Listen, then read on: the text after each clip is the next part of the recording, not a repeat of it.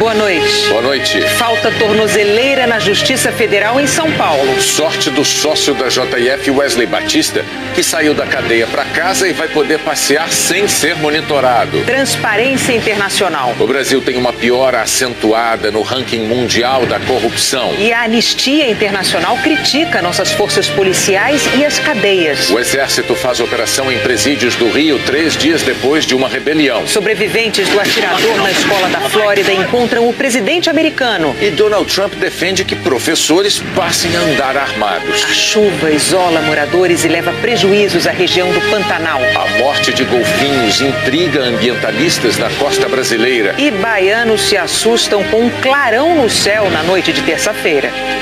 Agora, no Jornal Nacional.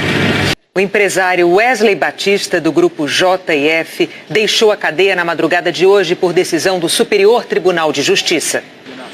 O empresário Wesley Batista chegou de carro à Justiça Federal em São Paulo pouco depois das 4 da tarde e entrou direto pela garagem reservada aos juízes. A audiência era sobre as regras que ele terá que cumprir para ficar em liberdade.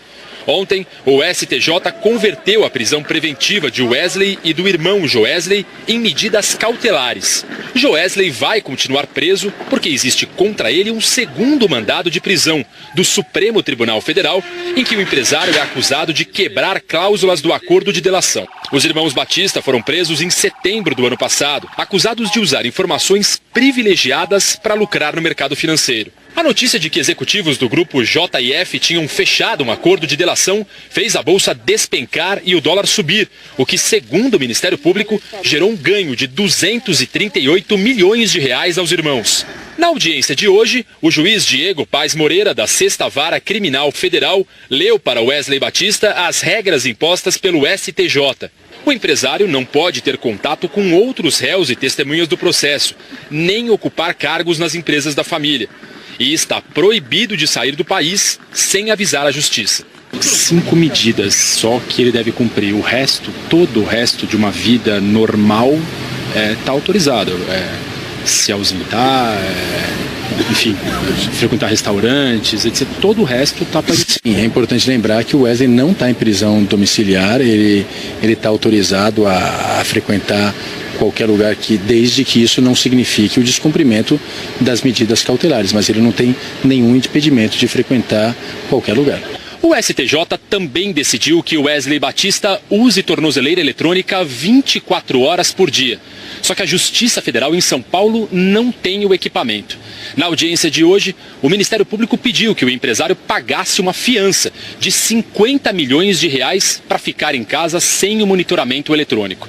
Mas, por enquanto, o juiz decidiu que Wesley terá que comparecer ao fórum uma vez por semana e mandou pedir uma tornozeleira eletrônica na Justiça Federal em Curitiba. Primeiro ele vai diligenciar para saber quanto tempo vai demorar esse equipamento. E acredito que se ele constatar que vai demorar para chegar esse equipamento, que ele arbite essa fiança. Tendo em vista o ganho de poder econômico dos réus, 50 milhões de reais não é um valor alto. A Justiça Federal de São Paulo declarou que planeja comprar tornozeleiras eletrônicas no primeiro semestre. A Transparência Internacional divulgou hoje o Índice de Percepção da Corrupção. O IPC é o indicador de corrupção mais utilizado no mundo e o Brasil nunca recebeu uma nota tão baixa. Você acha que a corrupção diminuiu ou aumentou no Brasil? Triplicou, ficou triplicar. Só tem aumentado a corrupção no Brasil. Essa sensação que a gente vê nas ruas foi medida em números. O IPC é um índice que registra como as pessoas percebem a corrupção no setor público. Especialistas e executivos de empresas ouvidos por entidades mundiais analisam aspectos como propina, desvio de recursos públicos, burocracia e a capacidade dos governos de conter a corrupção. Isso tudo forma um ranking. E o Brasil nunca tinha piorado tanto. Despencou 17 posições, 96º lugar entre 180 países.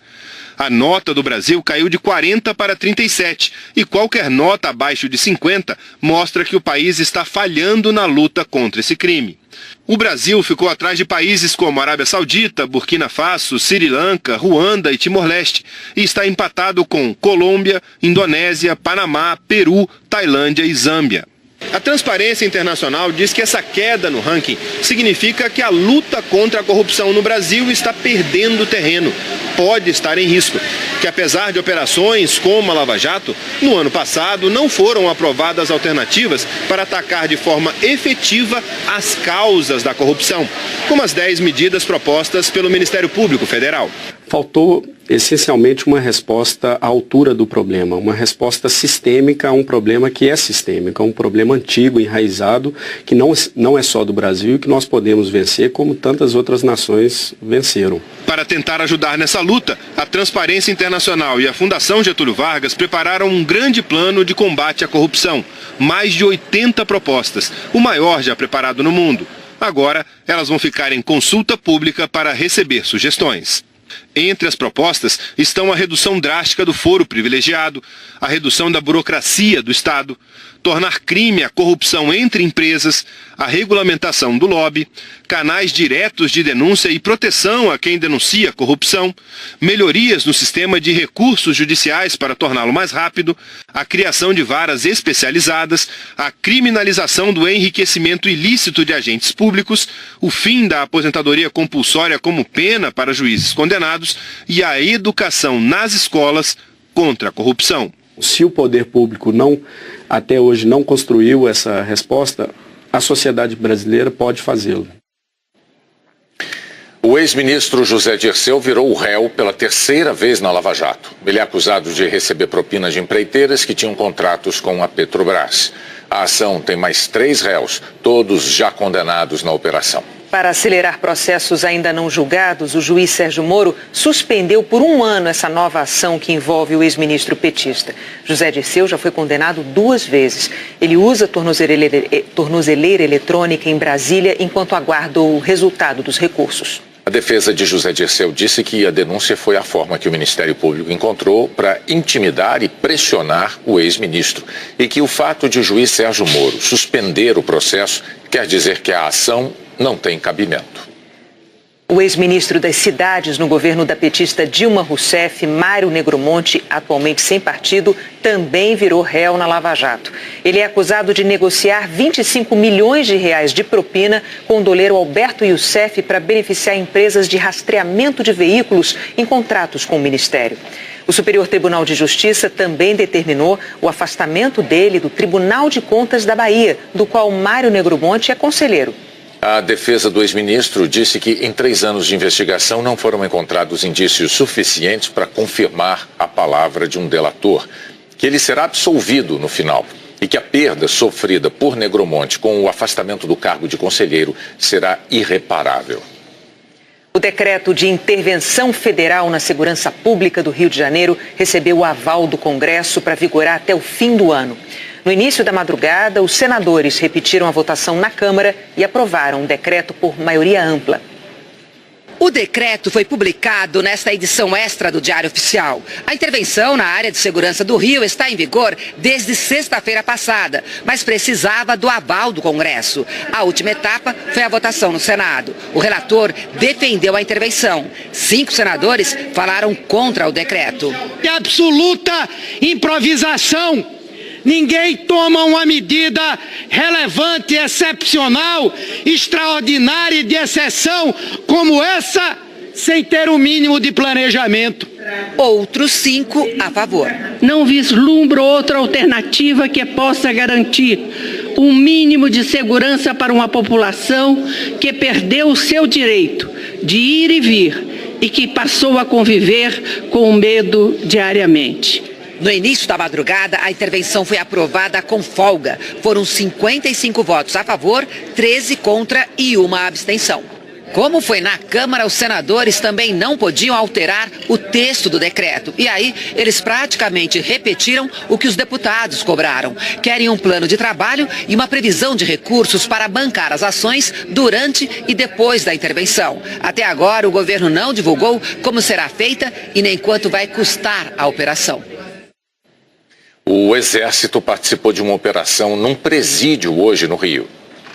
A fila de caminhões e os 250 militares do Exército fizeram a primeira operação em um presídio do Rio, depois da intervenção. As Forças Armadas ajudaram a Secretaria de Administração Penitenciária a fazer uma varredura nas celas do presídio Milton Dias Moreira, na Baixada Fluminense. Foram encontrados 48 celulares, além de maconha e cocaína, mas nenhuma arma. No domingo passado, durante uma rebelião na cadeia, um dos presos fez imagens usando um celular. A administração do sistema prisional é apontada como um dos grandes desafios do interventor, o general Braga Neto. Armas, drogas, celulares em grande quantidade dentro das cadeias. São os bandidos fazendo dos presídios escritórios do crime. Outro problema é a superlotação. De acordo com o Conselho Nacional de Justiça, no presídio Milton Dias Moreira, são 884 vagas, mas tem 2.027 detentos. Em todos os presídios do Rio, segundo o levantamento do Ministério Público Estadual, são 50 mil presos e apenas 28 mil vagas. No Rio de Janeiro, sequer uma unidade está sendo construída. Então, evidentemente, com o avanço da criminalidade, com o aumento do número de prisões, e se não for acompanhado o aumento de número de vagas no sistema prisional, daqui a pouco vai estourar. E a violência segue fazendo mais vítimas. Hoje, durante uma operação policial no distrito de Imbariê, em Duque de Caxias, na Baixada Fluminense, a menina Gleiciana Vitória, de 7 anos, foi baleada na perna. O quadro dela é estável. Moradores queimaram um ônibus. Um homem não identificado foi morto e um suspeito foi ferido e preso. Também hoje, o PM Guilherme Lopes da Cruz foi assassinado numa lanchonete na zona oeste do Rio. Testemunhas contaram que era madrugada quando 5 bandidos armados anunciaram um assalto. O policial reagiu e foi baleado. Acho que foi 7 tiros. Tudo de madrugada, 3h50. Já são 19 policiais mortos no estado este ano, sendo 17 PMs. O segundo-tenente Guilherme Lopes da Cruz tinha 26 anos e estava na corporação A3. Era subcomandante da UPP da Vila Kennedy. Ele foi um dos policiais que ajudaram a recuperar a pistola do sargento do Exército Bruno Kazuca, morto ontem durante um arrastão. O policial Guilherme, ele participou de uma diligência policial que culminou na recuperação da arma que pertence ao sargento do Exército que foi morto. E após apresentar esse armamento aqui na Delegacia de Homicídios, ele foi embora e teria sido vítima de uma tentativa de roubo, né? Que na verdade acabou culminando com a morte dele. O corpo de Bruno foi enterrado na tarde desta quinta-feira num triste ritual de honras militares que o Rio se acostumou a ver. O sargento do Exército tinha 35 anos e a mulher está grávida. O caixão foi coberto com a bandeira do Brasil. No enterro, mais uma família devastada.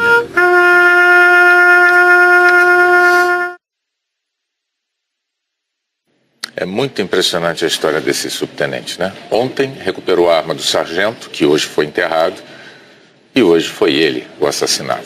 O enterro do sargento, então, corrigindo, foi hoje, quarta-feira. A Polícia Federal prendeu 10 integrantes de uma quadrilha em São Paulo. A investigação começou em 2016, quando os policiais apreenderam quase 900 quilos de cocaína, 11 fuzis, pistolas e munição. A quadrilha usava imóveis, automóveis, 2 açougues e até uma igreja para lavar o dinheiro do tráfico de drogas.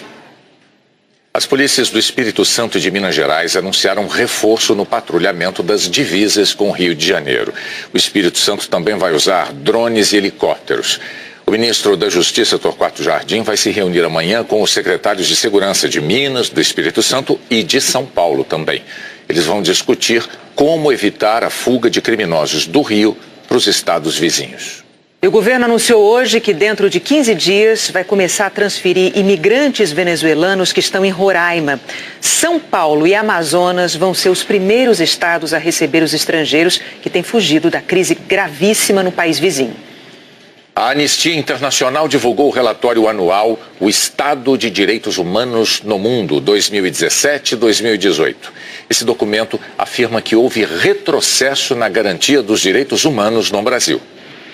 A Anistia Internacional convidou para a divulgação do relatório representantes dos índios. parentes de vítimas de violência policial e famílias de presos. O levantamento sobre os direitos humanos é feito pela Anistia Internacional em mais de 50 países, divulgado simultaneamente em todo o mundo. Aqui no Brasil, a direção da Anistia disse que no último ano houve um retrocesso na defesa dos direitos humanos em diversos aspectos.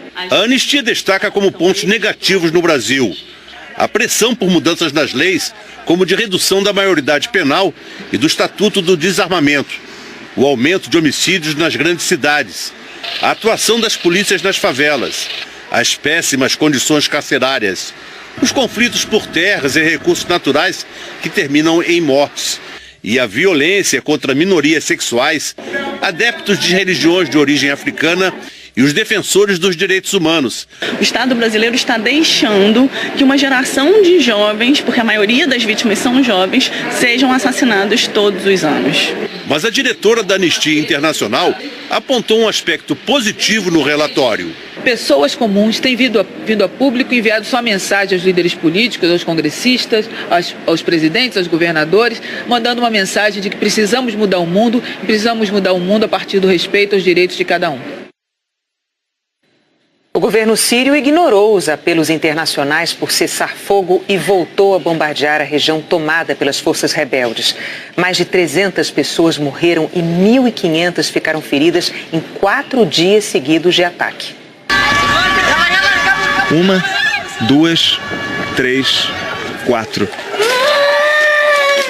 A violência dos bombardeios pode ser medida pelas crianças feridas.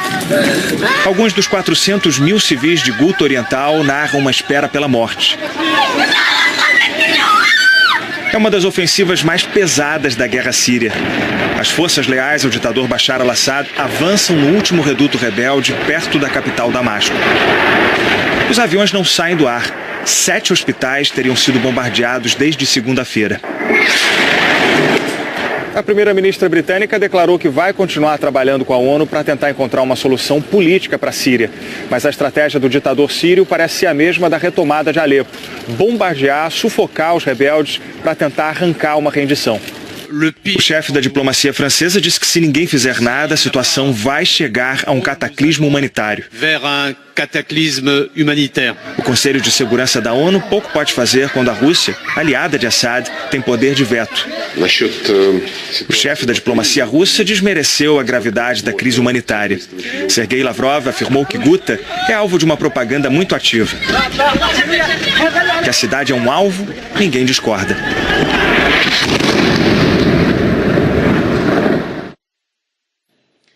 O presidente americano Donald Trump recebeu hoje sobreviventes e pais de vítimas do massacre numa escola da Flórida na semana passada e apoiou a ideia de dar armas para professores.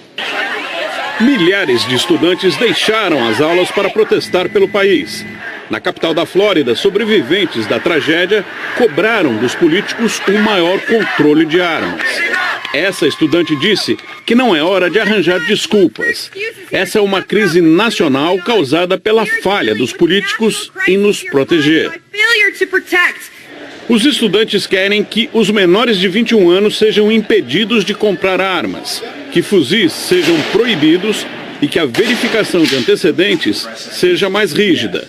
Ontem, a Câmara Estadual da Flórida se recusou até mesmo a abrir um debate sobre a proibição de venda de armas. O presidente Trump disse que a verificação de antecedentes de quem compra armas realmente tem que ser melhorada. E disse também que apoia a proibição de um dispositivo que transforma uma arma semiautomática em uma metralhadora. Agora à tarde, Trump recebeu estudantes e pais de vítimas de violência com armas de fogo. Como pode ser tão fácil comprar uma arma de guerra? Perguntou esse aluno. Mas teve gente que defendeu no encontro que o controle de armas não é a solução. Esse pai pediu que professores possam ter armas na sala de aula. O presidente apoiou a ideia. Morreu aos 99 anos um dos pastores evangélicos mais importantes e influentes do mundo. O americano Billy Graham foi ordenado pastor aos 21 anos numa igreja batista no estado da Flórida. Na década de 1950, foi um pioneiro na pregação em rádio e televisão. Graham levou suas cruzadas evangélicas a milhões de fiéis e lotou estádios até na China e na Coreia do Norte. Discutiu a liberdade religiosa com líderes mundiais e tinha carinho especial pela Rainha Elizabeth II, que é líder da Igreja Anglicana. Billy Graham defendeu o fim da segregação racial e durante mais de 50 anos atuou como conselheiro espiritual dos presidentes americanos. Ele morreu em casa, na Carolina do Norte. A seguir, a morte de golfinhos na costa brasileira. A chuva que isolou moradores no centro-oeste. O aumento da mortalidade de uma das espécies de golfinho do litoral brasileiro está preocupando pesquisadores.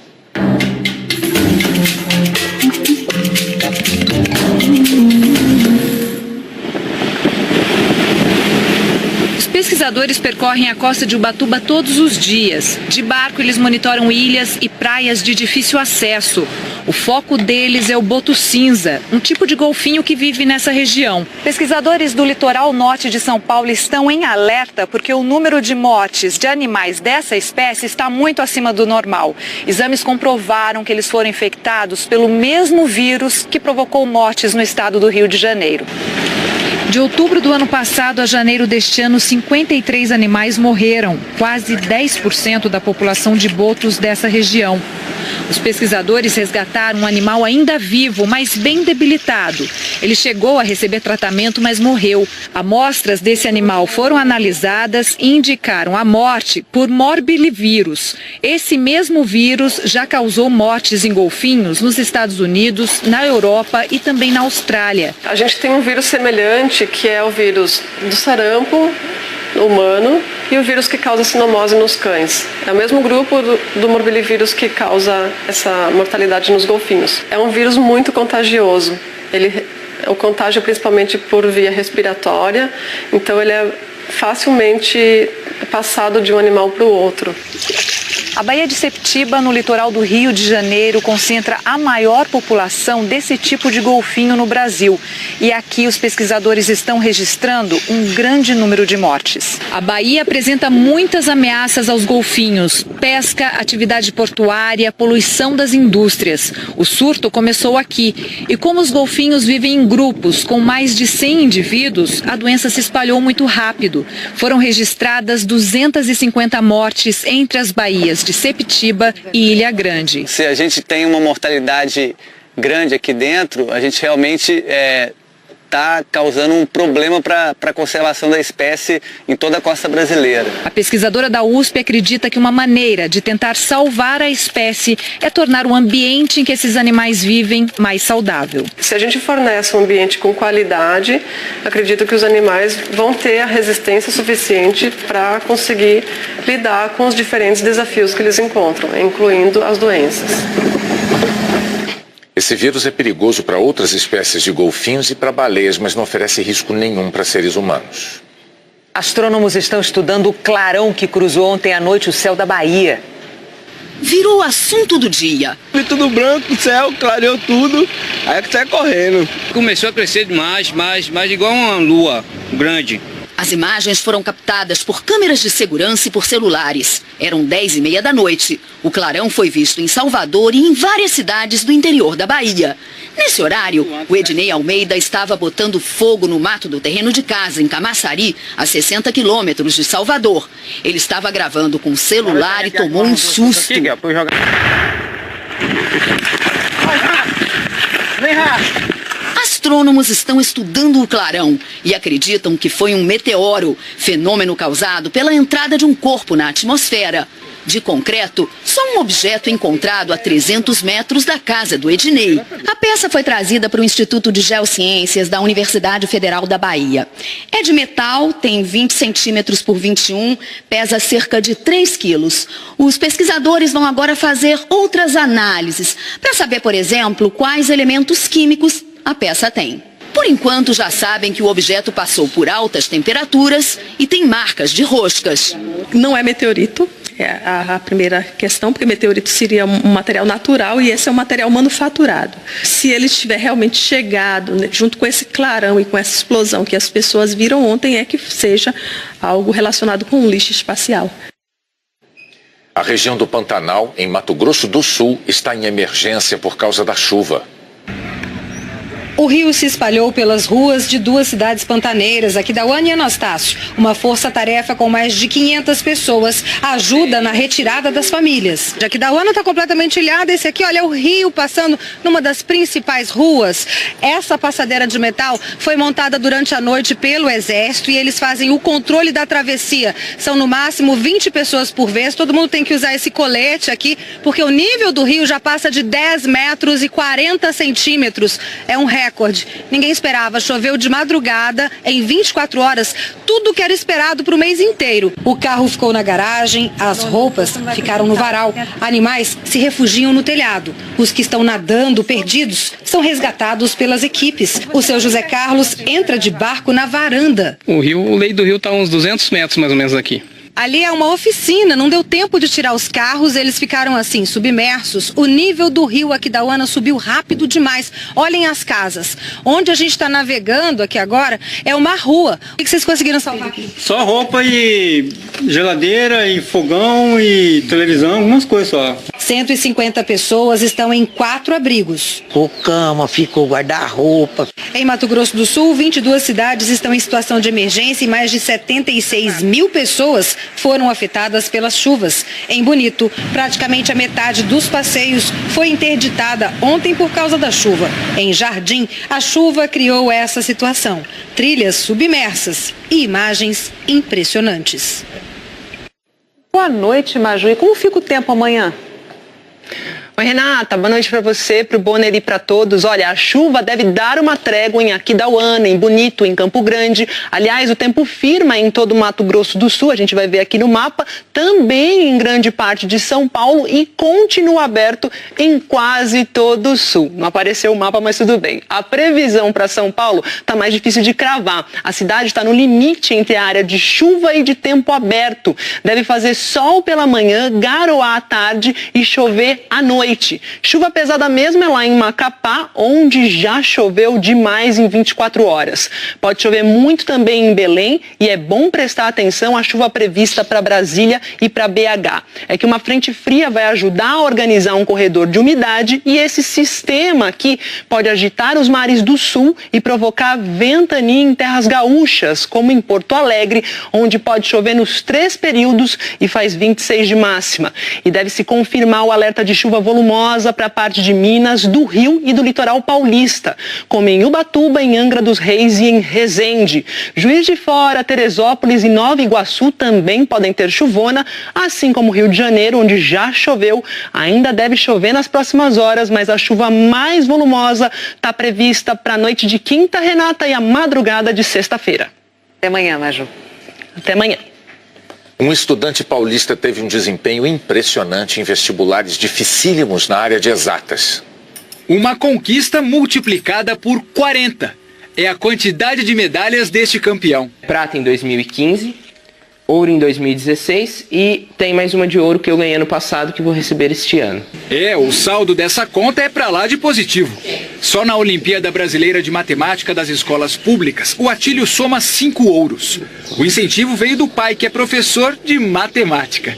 A história do seu Antônio inspirou o filho de 18 anos. Fiz faculdade à noite e trabalhando de pedreiro durante o dia. Então no começo era puxada. Chegava da faculdade meia-noite, 1 da manhã, 7 horas tinha que começar na construção civil. O estudante de Santa Rita do Passa Quatro, no interior de São Paulo, calculou direitinho os passos para realizar um sonho. Para isso, teve que dobrar a dedicação. Eu estudava aqui na escola, das 7 ao meio-dia, 5 horas por dia. E à tarde eu estudava em casa, no mínimo 2 horas por tarde. Maratona de estudo, então. É. Olha, tanto esforço deu resultado. O Atílio prestou 5 dos vestibulares mais concorridos do país.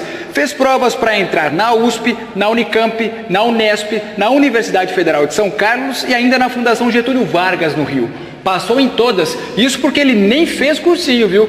Enquanto muitos candidatos sofrem para conseguir uma vaga numa dessas universidades, o Atílio teve o privilégio de poder escolher onde vai estudar. Atílio decidiu cursar matemática na FGV, a única universidade particular entre as opções. Lá no Rio de Janeiro eu tenho garantido a moradia e a bolsa. Na escola pública onde estudou, o reconhecimento de quem ajudou Atílio a descobrir a fórmula do sucesso. Tem foco, perseverança. Eu acho que muitas palavras definem esse menino. Ele é um menino de ouro mesmo, viu? A Noite da Globo tem emoção e informação. Depois de O Outro Lado do Paraíso, começa o futebol. Em seguida, o BBB e as notícias do Jornal da Globo. E a seguir, as principais competições da Olimpíada de Inverno ao vivo, durante toda a madrugada. Boa noite. Boa noite, até. Use tornozeleira eletrônica 24 horas por dia. Só que a Justiça Federal em São Paulo não tem o equipamento. Na audiência de hoje, o Ministério Público pediu que o empresário pagasse uma fiança de 50 milhões de reais para ficar em casa sem o monitoramento eletrônico. Mas, por enquanto, o juiz decidiu que o Wesley terá que comparecer ao fórum uma vez por semana e mandou pedir uma tornozeleira eletrônica na Justiça Federal em Curitiba. Primeiro ele vai diligenciar para saber quanto tempo vai demorar esse equipamento. E acredito que se ele constatar que vai demorar para chegar esse equipamento, que ele arbite essa fiança. Tendo em vista o ganho de poder econômico dos réus, 50 milhões de reais não é um valor alto. A Justiça Federal de São Paulo declarou que planeja comprar tornozeleiras eletrônicas no primeiro semestre. A Transparência Internacional divulgou hoje o Índice de Percepção da Corrupção. O IPC é o indicador de corrupção mais utilizado no mundo e o Brasil nunca recebeu uma nota tão baixa. Você acha que a corrupção diminuiu ou aumentou no Brasil? Triplicou, ficou triplicar. Só tem aumentado a corrupção no Brasil. Essa sensação que a gente vê nas ruas foi medida em números. O IPC é um índice que registra como as pessoas percebem a corrupção no setor público.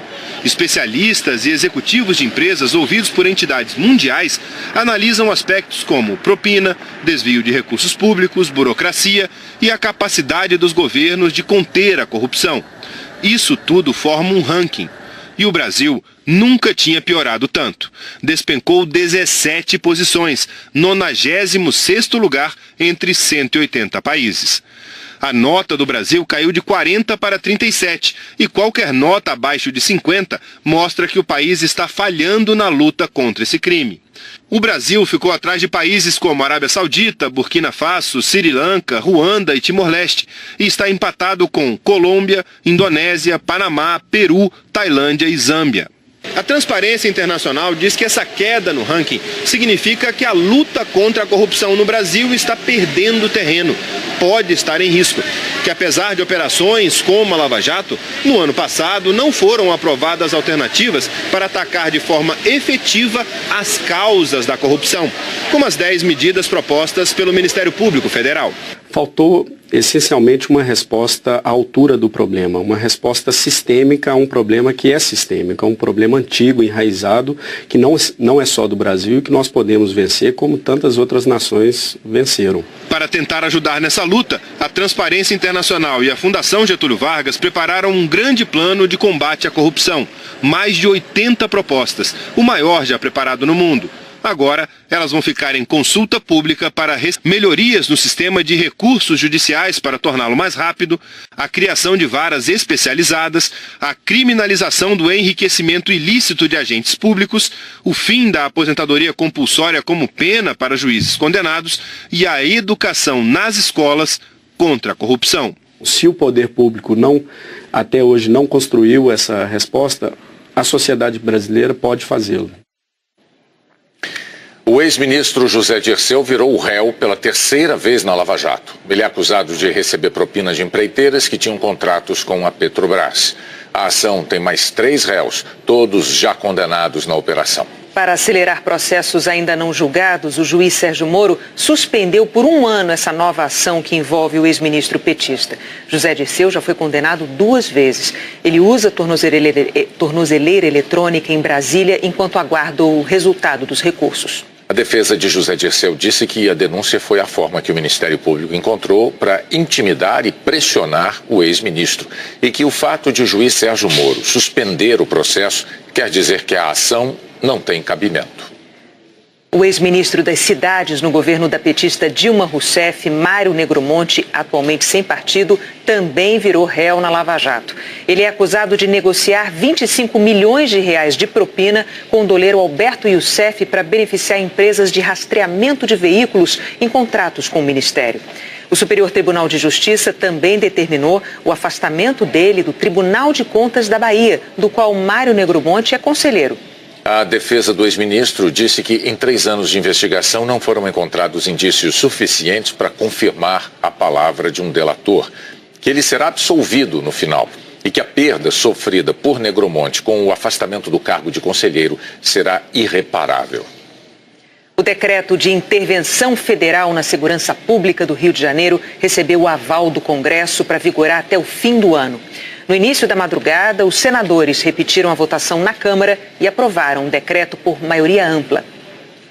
O decreto foi publicado nesta edição extra do Diário Oficial. A intervenção na área de segurança do Rio está em vigor desde sexta-feira passada, mas precisava do aval do Congresso. A última etapa foi a votação no Senado. O relator defendeu a intervenção. 5 senadores falaram contra o decreto.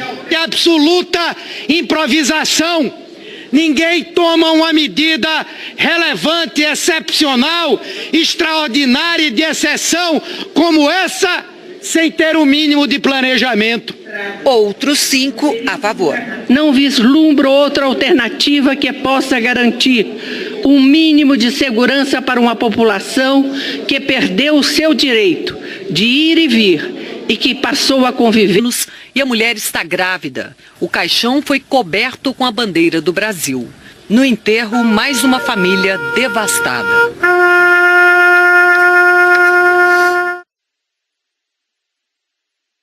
É muito impressionante a história desse subtenente, né? Ontem recuperou a arma do sargento, que hoje foi enterrado, e hoje foi ele o assassinado. O enterro do sargento, então, corrigindo, foi hoje, quarta-feira. A Polícia Federal prendeu 10 integrantes de uma quadrilha em São Paulo. A investigação começou em 2016, quando os policiais apreenderam quase 900 quilos de cocaína, 11 fuzis, pistolas e munição. A quadrilha usava imóveis, automóveis, 2 açougues e até uma igreja para lavar o dinheiro do tráfico de drogas. As polícias do Espírito Santo e de Minas Gerais anunciaram reforço no patrulhamento das divisas com o Rio de Janeiro. O Espírito Santo também vai usar drones e helicópteros. O ministro da Justiça, Torquato Jardim, vai se reunir amanhã com os secretários de Segurança de Minas, do Espírito Santo e de São Paulo também. Eles vão discutir como evitar a fuga de criminosos do Rio para os estados vizinhos. E o governo anunciou hoje que dentro de 15 dias vai começar a transferir imigrantes venezuelanos que estão em Roraima. São Paulo e Amazonas vão ser os primeiros estados a receber os estrangeiros que têm fugido da crise gravíssima no país vizinho. A Anistia Internacional divulgou o relatório anual O Estado de Direitos Humanos no Mundo 2017-2018. Esse documento afirma que houve retrocesso na garantia dos direitos humanos no Brasil. A Anistia Internacional convidou para a divulgação do relatório representantes dos índios, parentes de vítimas de violência policial e famílias de presos. O levantamento sobre os direitos humanos é feito pela Anistia Internacional em mais de 50 países, divulgado simultaneamente em todo o mundo. Aqui no Brasil, a direção da Anistia disse que no último ano houve um retrocesso na defesa dos direitos humanos em diversos aspectos. A Anistia destaca como pontos negativos no Brasil a pressão por mudanças nas leis, como de redução da maioridade penal e do Estatuto do Desarmamento, o aumento de homicídios nas grandes cidades, a atuação das polícias nas favelas, as péssimas condições carcerárias, os conflitos por terras e recursos naturais que terminam em mortes, e a violência contra minorias sexuais, adeptos de religiões de origem africana e os defensores dos direitos humanos. O Estado brasileiro está deixando que uma geração de jovens, porque a maioria das vítimas são jovens, sejam assassinados todos os anos. Mas a diretora da Anistia Internacional apontou um aspecto positivo no relatório. Pessoas comuns têm vindo a público, enviado só mensagem aos líderes políticos, aos congressistas, aos presidentes. Então, evidentemente, com o avanço da criminalidade, com o aumento do número de prisões, e se não for acompanhado o aumento de número de vagas no sistema prisional, daqui a pouco vai estourar. E a violência segue fazendo mais vítimas. Hoje, durante uma operação policial no distrito de Imbariê, em Duque de Caxias, na Baixada Fluminense, a menina Gleiciana Vitória, de 7 anos, foi baleada na perna. O quadro dela é estável. Moradores queimaram um ônibus. Um homem não identificado foi morto e um suspeito foi ferido e preso. Também hoje, o PM Guilherme Lopes da Cruz foi assassinado numa lanchonete na zona oeste do Rio. Testemunhas contaram que era madrugada quando 5 bandidos armados anunciaram um assalto. O policial reagiu e foi baleado. Acho que foi 7 tiros. Tudo de madrugada, 3h50 por aí. Já são 19 policiais mortos no estado este ano, sendo 17 PMs. O segundo-tenente Guilherme Lopes da Cruz tinha 26 anos e estava na corporação A3. Era subcomandante da UPP da Vila Kennedy. Ele foi um dos policiais que ajudaram a recuperar a pistola do sargento do Exército Bruno Kazuca, morto ontem durante um arrastão. O policial Guilherme, ele participou de uma diligência policial que culminou na recuperação da arma que pertence ao sargento do Exército que foi morto. E após apresentar esse armamento aqui na Delegacia de Homicídios, ele foi embora e teria sido vítima de uma tentativa de roubo, né? Que na verdade acabou culminando com a morte dele. O corpo de Bruno foi enterrado na tarde desta quinta-feira num triste ritual de honras militares que o Rio se acostumou a ver. O sargento do Exército tinha 35 anos e a mulher está grávida. O caixão foi coberto com a bandeira do Brasil. No enterro, mais uma família devastada.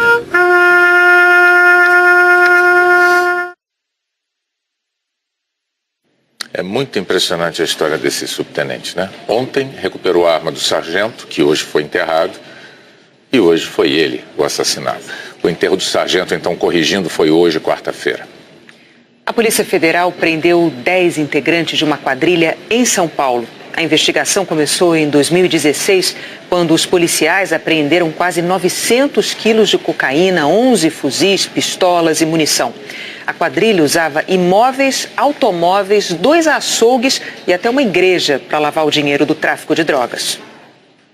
As polícias do Espírito Santo e de Minas Gerais anunciaram reforço no patrulhamento das divisas com o Rio de Janeiro. O Espírito Santo também vai usar drones e helicópteros. O ministro da Justiça, Torquato Jardim, vai se reunir amanhã com os secretários de Segurança de Minas, do Espírito Santo e de São Paulo. Hoje, por decisão do Superior Tribunal de Justiça. O empresário Wesley Batista chegou de carro à Justiça Federal em São Paulo pouco depois das 4 da tarde e entrou direto pela garagem reservada aos juízes. A audiência era sobre as regras que ele terá que cumprir para ficar em liberdade. Ontem, o STJ converteu a prisão preventiva de Wesley e do irmão Joesley em medidas cautelares. Joesley vai continuar preso porque existe contra ele um segundo mandado de prisão do Supremo Tribunal Federal, em que o empresário é acusado de quebrar cláusulas do acordo de delação. Os irmãos Batista foram presos em setembro do ano passado, acusados de usar informações privilegiadas para lucrar no mercado financeiro. A notícia de que executivos do grupo JF tinham fechado um acordo de delação fez a bolsa despencar e o dólar subir, o que, segundo o Ministério Público, gerou um ganho de 238 milhões de reais aos irmãos. Na audiência de hoje, o juiz Diego Paes Moreira, da 6ª Vara Criminal Federal, leu para Wesley Batista as regras impostas pelo STJ. O empresário não pode ter contato com outros réus e testemunhas do processo, nem ocupar cargos nas empresas da família. E está proibido de sair do país sem avisar a justiça. 5 medidas só que ele deve cumprir. O resto, todo o resto de uma vida normal está autorizado. Se ausentar, enfim, frequentar restaurantes, etc. Todo o resto está permitido. É importante lembrar que o Wesley não está em prisão domiciliar, ele está autorizado a frequentar qualquer lugar desde que isso não signifique o descumprimento das medidas cautelares, mas ele não tem nenhum impedimento de frequentar qualquer lugar. O STJ também decidiu que o Wesley Batista use tornozeleira eletrônica 24 horas por dia. Só que a Justiça Federal em São Paulo não tem o equipamento. Na audiência de hoje, o Ministério Público pediu que o empresário pagasse uma fiança de 50 milhões de reais para ficar em casa sem o monitoramento eletrônico. Mas, por enquanto, o juiz decidiu que o Wesley terá que comparecer ao fórum uma vez por semana e mandou pedir uma tornozeleira eletrônica na Justiça Federal em Curitiba. Primeiro ele vai diligenciar para saber quanto tempo vai demorar esse equipamento. E acredito que se ele constatar que vai demorar para chegar esse equipamento, que ele habilite essa fiança. Tendo em vista o grande poder econômico dos réus, 50 milhões de reais não é um valor alto. A Justiça Federal de São Paulo declarou que planeja comprar tornozeleiras eletrônicas no primeiro semestre. A Transparência Internacional divulgou hoje o Índice de Percepção da Corrupção. O IPC é o indicador de corrupção mais utilizado no mundo e o Brasil nunca recebeu uma nota tão baixa. Você acha que a corrupção diminuiu ou aumentou no Brasil? Triplicou, apontou um aspecto positivo no relatório. Pessoas comuns têm vindo a público e enviado sua mensagem aos líderes políticos, aos congressistas, aos presidentes, aos governadores, mandando uma mensagem de que precisamos mudar o mundo a partir do respeito aos direitos de cada um. O governo sírio ignorou os apelos internacionais por cessar fogo e voltou a bombardear a região tomada pelas forças rebeldes. Mais de 300 pessoas morreram e 1.500 ficaram feridas em 4 dias seguidos de ataque. 1, 2, 3, 4. A violência dos bombardeios pode ser medida pelas crianças feridas. Alguns dos 400 mil civis de Guta Oriental narram uma espera pela morte. É uma das ofensivas mais pesadas da guerra síria. As forças leais ao ditador Bashar al-Assad avançam no último reduto rebelde perto da capital Damasco. Os aviões não saem do ar. 7 hospitais teriam sido bombardeados desde segunda-feira. A primeira-ministra britânica declarou que vai continuar trabalhando com a ONU para tentar encontrar uma solução política para a Síria. Mas a estratégia do ditador sírio parece ser a mesma da retomada de Alepo: bombardear, sufocar os rebeldes para tentar arrancar uma rendição. O chefe da diplomacia francesa disse que se ninguém fizer nada, a situação vai chegar a um cataclismo humanitário. O Conselho de Segurança da ONU pouco pode fazer quando a Rússia, aliada de Assad, tem poder de veto. O chefe da diplomacia russa desmereceu a gravidade da crise humanitária. Sergei Lavrov afirmou que Guta é alvo de uma propaganda muito ativa. Que a cidade é um alvo, ninguém discorda.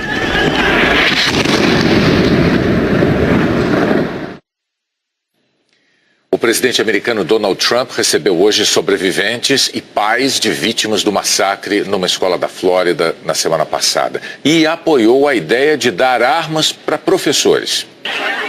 Milhares de estudantes deixaram as aulas para protestar pelo país. Na capital da Flórida, sobreviventes da tragédia cobraram dos políticos um maior controle de armas. Essa estudante disse que não é hora de arranjar desculpas. Essa é uma crise nacional causada pela falha dos políticos em nos proteger. Os estudantes querem que os menores de 21 anos sejam impedidos de comprar armas, que fuzis sejam proibidos e que a verificação de antecedentes seja mais rígida. Ontem, a Câmara Estadual da Flórida se recusou até mesmo a abrir um debate sobre a proibição de venda de armas. O presidente Trump disse que a verificação de antecedentes de quem compra armas realmente tem que ser melhorada. Eles fazem o controle da travessia. São no máximo 20 pessoas por vez. Todo mundo tem que usar esse colete aqui, porque o nível do rio já passa de 10 metros e 40 centímetros.